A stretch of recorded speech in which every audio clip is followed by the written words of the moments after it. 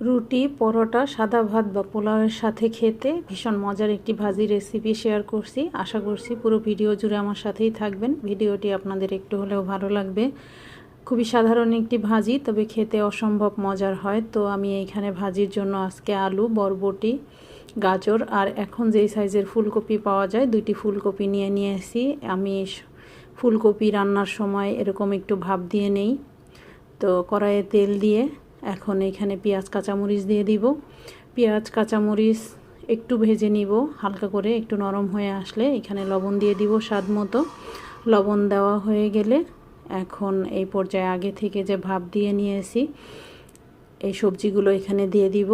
এখানে ফুলকপির পরিমাণটা যত বেশি হবে খেতে তত বেশি ভালো লাগবে। তো আমি ফুলকপি এখানে 2টা নিয়েছি।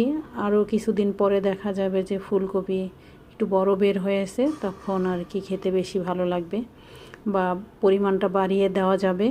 এখন ঢেকে দিলাম সিদ্ধ হওয়ার জন্য। সিদ্ধ হতে প্রায় 15 থেকে 20 মিনিটের মতো সময় লেগেছে। পানিটা কিন্তু এখন আর নেই। তো এই পর্যায়ে আমি ধনিয়া পাতা দিয়ে দিলাম।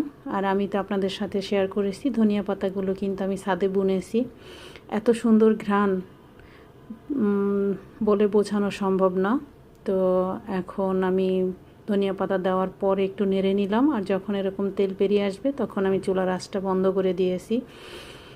যারা এরকম সাদা ভাজিটা খান তারা অবশ্যই জানেন, আর যারা এরকম সাদা ভাজি এখনও একবারও করেননি তারা অবশ্যই একবার করে দেখবেন। অসম্ভব মজার হয় খেতে। ভালো থাকবেন। আজকে এই পর্যন্ত। ভুল ত্রুটিগুলো ক্ষমা সুন্দর দৃষ্টিতে দেখবেন। আল্লাহ হাফেজ।